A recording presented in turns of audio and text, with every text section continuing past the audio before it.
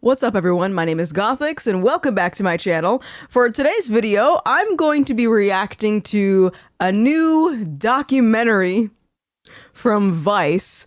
And if you don't know what Vice is, it is a failing news outlet that's been on the decline for several years now. So their latest documentary that they just put out is something titled The Rise of Far-Right Female Influencers, a Decade of Hate.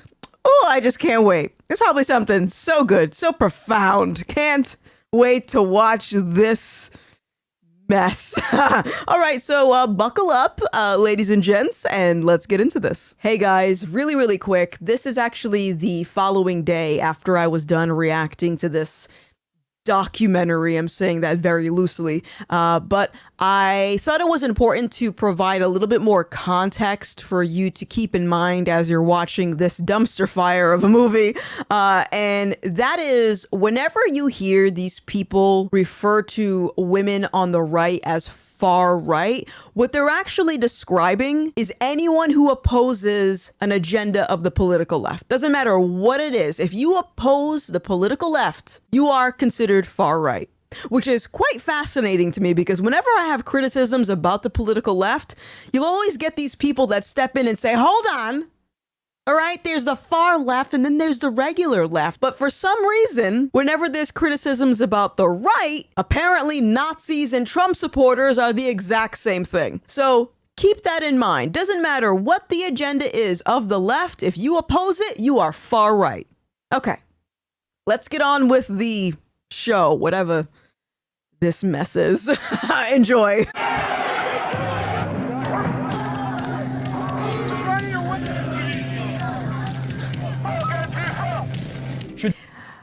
Really quickly, before I continue here, I just want to make sure I have my facts straight, okay? Because per the Democrat Party, if there is a large, chaotic group of people, it's a mostly peaceful protest, not a riot, correct?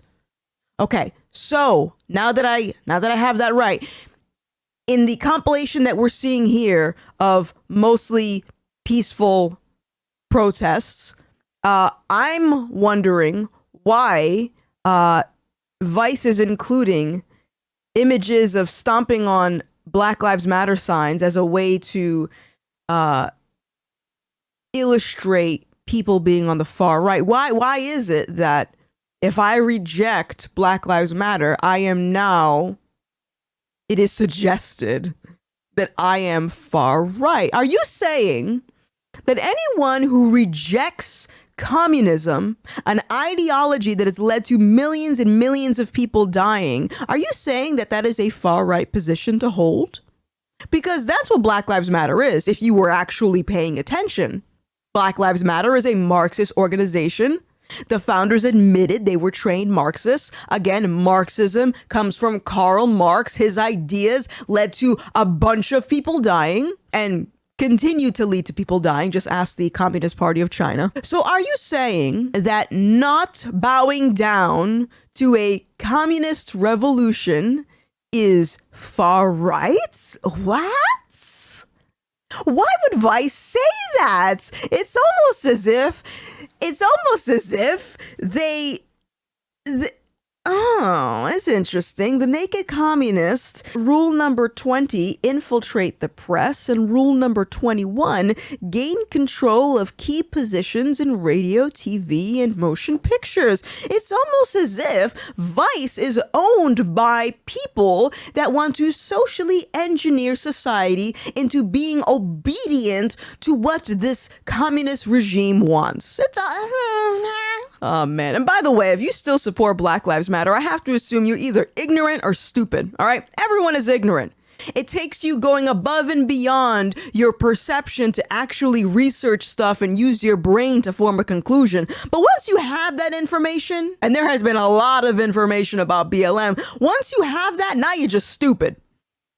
Let's continue.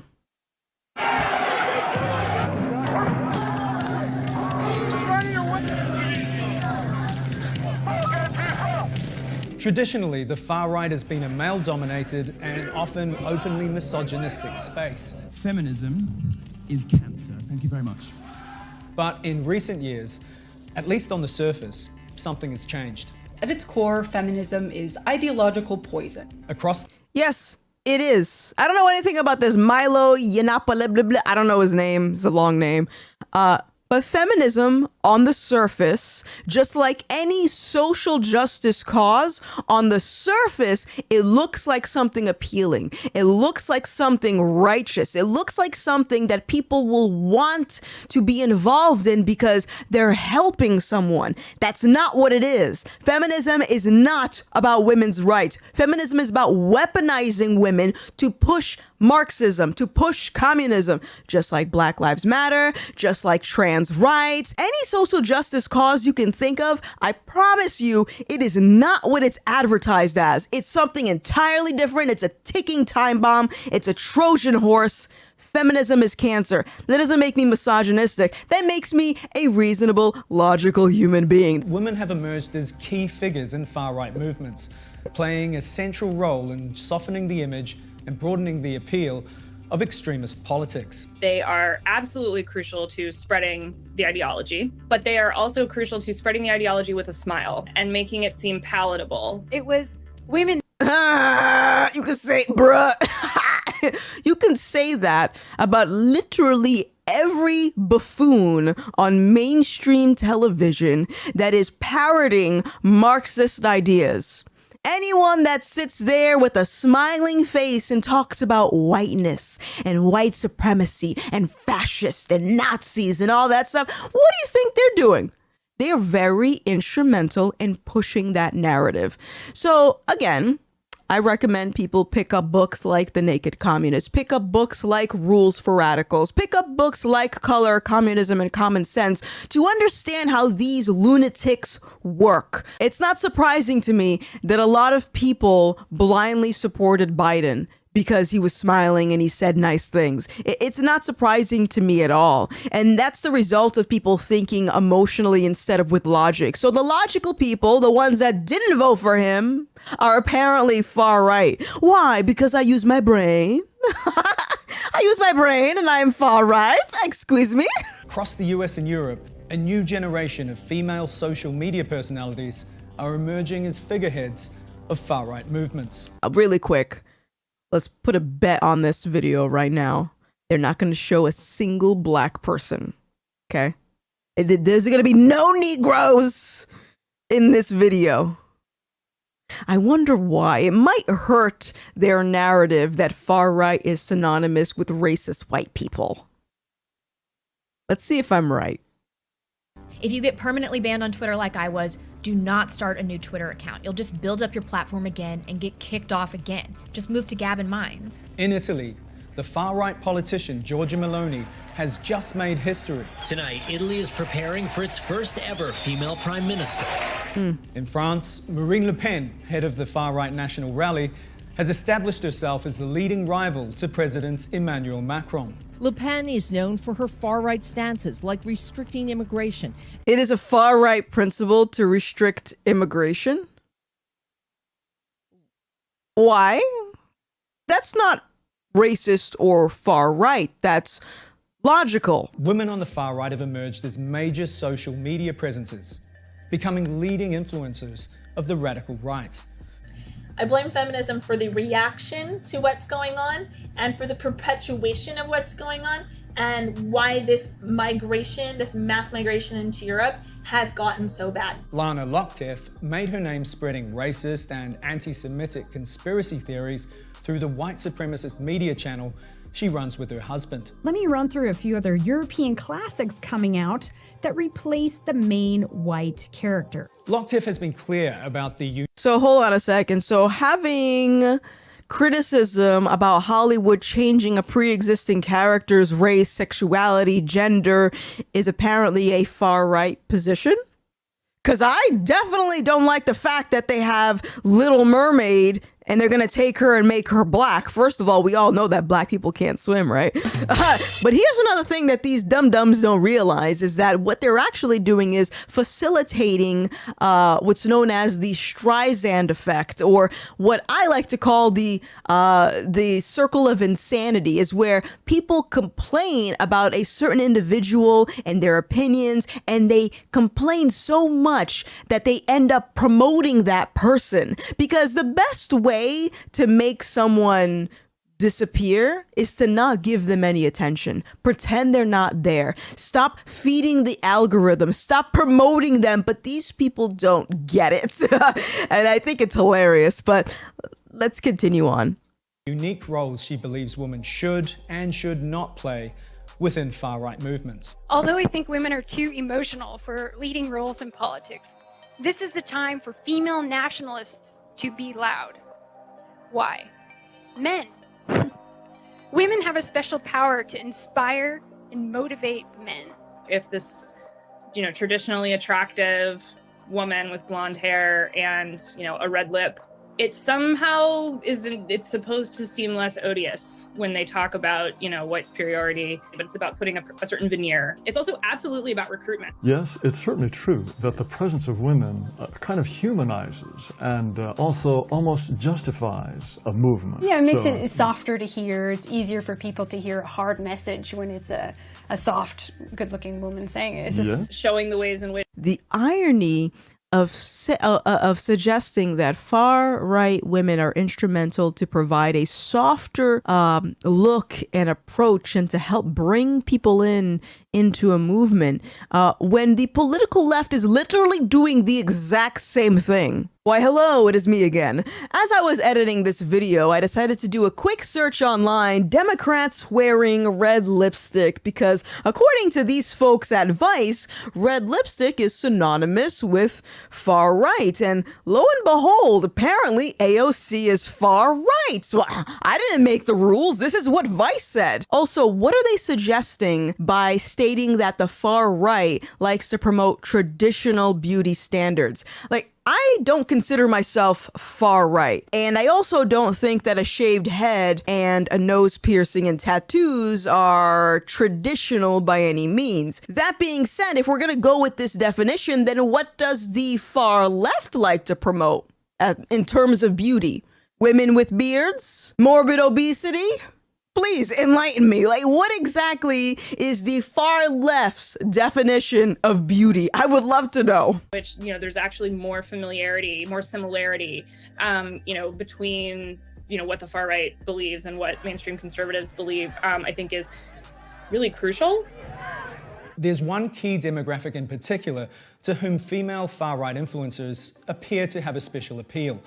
And that's other women. The majority of white women voted for Trump. So I think the media is trying to spin it that, oh my God, all these women are feminists now. I think the majority are not feminists. And when you actually talk to women and say, well, what does that really mean? You find that the majority of them are actually quite traditional. The left loves to promote sexual liberation, LGBTQ, like all of this stuff that goes against the traditional lifestyle. So naturally, you're going to have women that go to the right who tend to be more traditional, and those that are not are going to be usually on the left. Locktiff and other far-right influencers spend much of their time railing against the feminist movement that won women the right to a public political voice in the first place. Okay, hold on. Yes, the feminist movement won women the right to vote in the first place. Now, I have my own criticisms about that, because if only women were in charge of voting, let's say men did not have the right to vote and only women voted, this would be a communist, socialist shithole. All right. Yes, that has already been achieved. Women have the right to vote. So what purpose does feminism serve now? What is it? Let me know in the comments. You tell me, what purpose does feminism serve today? Women who feel threatened by it, women who don't see a place for themselves, they think that feminism has made the world a worse place. Yeah. They think that it is ultimately an anti-woman project. They also describe partnership and motherhood as political action. Because when your whole project is about guaranteeing the future of whiteness, fulfilling all of that is a matter of politics. Awesome. All right. That looks great. Now, Yeah, okay, so they're gonna say something about Islam. I don't think Muslims are bad people. You're gonna find bad people everywhere, regardless, because we're all sinners. But I think in the same way that people flood my comment section to criticize my beliefs, we should be allowed to criticize everyone else's beliefs. That's how we learn. That's how we grow. I have a lot of criticisms about Islam. There are a lot of people who used to be Muslim that have a lot of criticisms about Islam. So instead of virtue signaling and labeling everyone as a far-right extremist, perhaps it would be good to pick up the Quran and read it yourself. Maybe then you can understand where some of those criticisms come from. this is complete. You're done. You've got this cute, ad-friendly makeup look. Figures like the Canadian alt-right star, Lauren Southern, operate as independent, empowered entrepreneurs and consciously use the same social media strategies as other online influencers to build their following. Underestimated the amount of people that were gonna be here. I said there was only gonna be 1,000. There are thousands. Hey, it's someone who watches the channel. How's it going? Alongside the anti-feminist rhetoric from influencers has been the growth of an entire online subculture known as Tradwives, who actively reject pursuing their own careers or independence in favor of raising families and submitting to their husbands. Dude, don't listen to this narrative of feminism that is killing white Western society. Don't buy into it. The trad movement. Wait, hold on. Are they really condemning women that want to have traditional roles in the family to... Is that... Let me let this lady finish. I'm so confused. Is this movement to celebrate women who are in traditional roles. You are creating content that celebrates, that, highlights how good the trad life is. It's making traditional gender roles seem appealing, seem cool, seem a part of the future. But if you really spend time with it, and you look at some of these, Instagram accounts or TikToks, what you'll realize is it's as much about what it's against as what it's for. Thank you. Hold on, hold up. We should be celebrating traditional roles. This is what feminism does. It seeks to destroy the nuclear family. It convinces women that you are a sad, oppressed female that has to obey and submit to your husband. I obey my husband. I submit to him.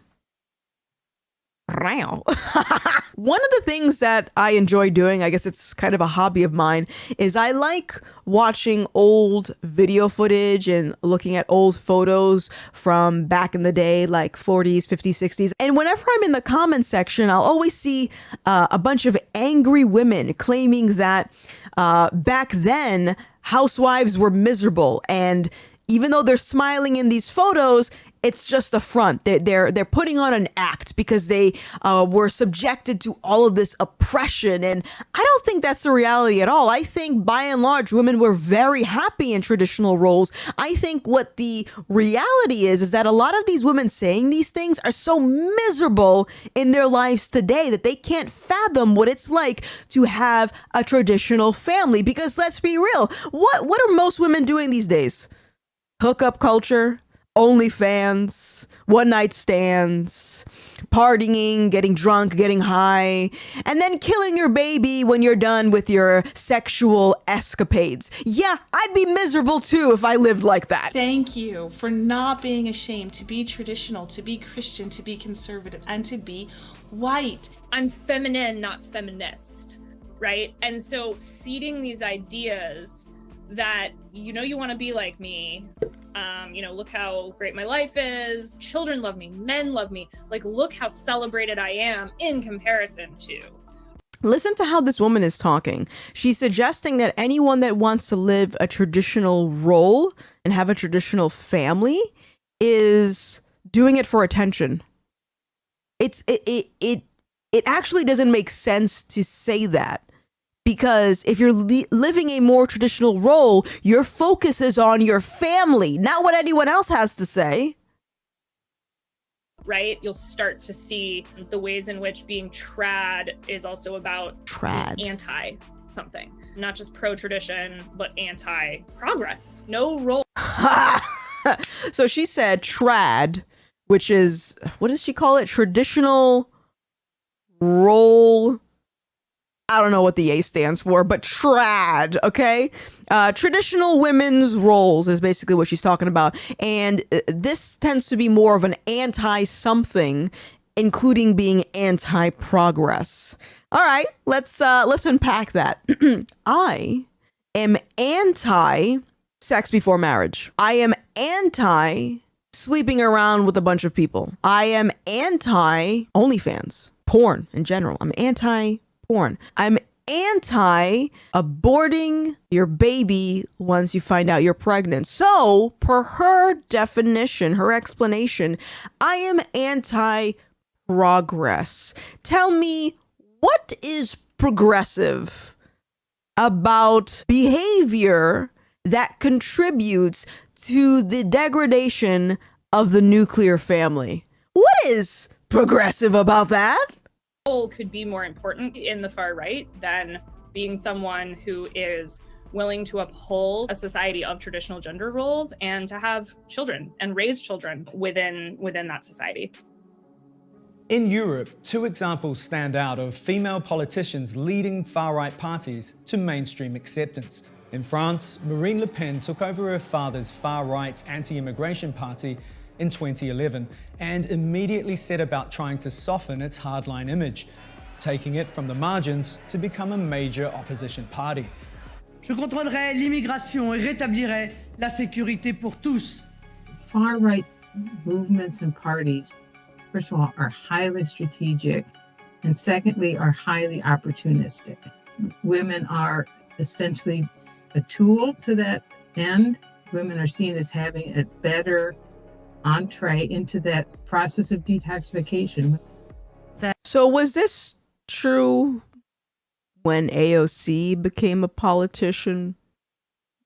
When her little merry crew got into politics? Was this true for Kamala and any other woman on the left? Is it true for or is it just true, if this statement is just true, for the right? Interesting. There will be in these immigrants terrorists. Marine Le Pen is a very smart and adept politician. She wants to project racist ideas to potential voters, but she also sees that there's a boundary, and if she goes too far, that would start costing her voters instead of adding voters. Le Pen has even tried to co-opt feminist arguments, pitching her anti-immigrant rhetoric as a defense of women's rights. A day after the allegations of mass sexual assault were made public, Cologne continues to search for the perpetrators and for answers. On New Year's Eve 2015, large numbers of women were sexually assaulted by groups of male immigrants at celebrations in Cologne and other German cities. Far-right parties immediately seized on this to amplify panic about the so-called European migration crisis that year. An estimated 1,700. Hold on. Back it up. Back it up for a second. I hate this argument when you hear, well, the far right latched on to something that happened to push their message, to push their agenda. Did it happen? Then why did it happen? It happened because of bad immigration policies. Does the far left or the political left in general, do they not latch on to stories to help further their agenda? Did Black Lives Matter not happen? Why did Black Lives Matter happen? It was almost like someone latched on to a news story and used that to further their message, their Marxist communist message. Ooh, you guys annoy me. Let's continue. Right-wing demonstrators protested Germany's liberal immigration policy after more than 20 migrants were arrested for allegedly assaulting women on New Year's Eve. Le Pen herself wrote an editorial claiming that immigration from Africa and the Middle East was a threat to women's rights in Europe. The fact that Marine Le Pen uses women's rights in some arenas and doesn't use women's rights in other arenas is a perfect example of how that's an opportunistic strategy. No.